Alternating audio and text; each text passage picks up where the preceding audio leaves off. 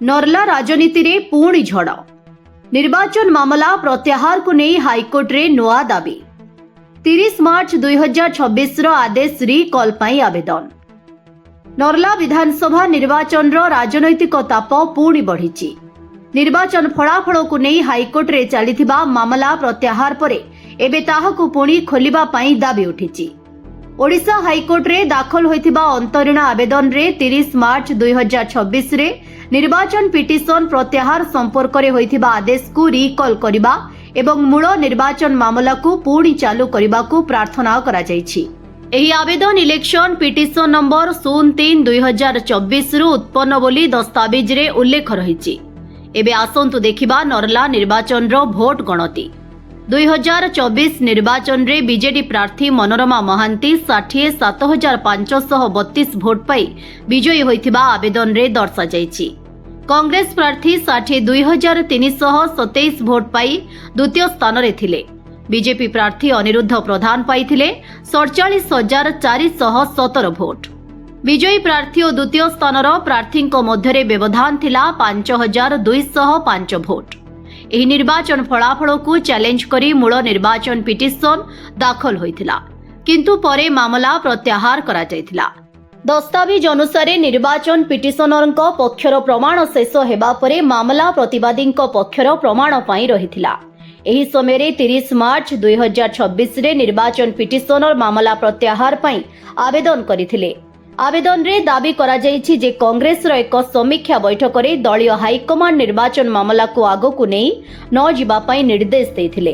तेणु दलर श्रृंखलित सदस्य भाबे पिटिशनर मामला आगो को नेबा पाई चाहि नथिबा दस्तावेज रे उल्लेख रहिछि।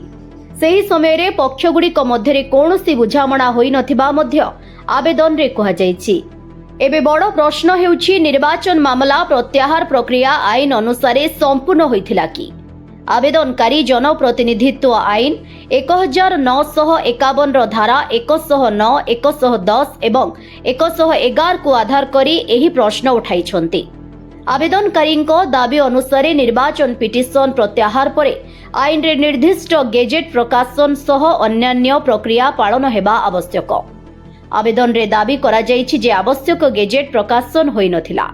एहा फଳରେ मूल पिटिशनर स्थान रे अन्य कोनोसी योग्य व्यक्ति पिटिशनर भाबे प्रतिस्थापित हेबार सुजोग पाई नथिबा आवेदनकारी जुक्ति।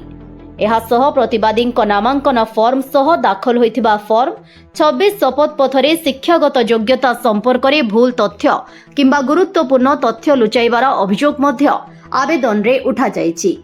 आवेदनकारी दाबी अनुसार एही प्रसंग रे मौखिक और दस्तावेज प्रमाण पूर्वरु उपस्थापित होइछि।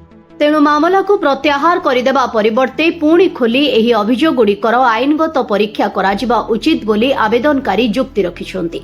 तेबे एठारे एक कथा स्पष्ट, एही समस्त अभियोग आवेदनकारी दाबी मात्र। हाईकोर्ट एगुड़िको अंतिम भावे सत्य प्रमाणित करिछन्ति बोली एही दस्तावेजरु कुहा जाई पारिबो नाही। आवेदन रे ओडिशार राज्यसभा निर्वाचन समयर राजनैतिक घटनाक्रम को मध्य उल्लेख करा जायछि।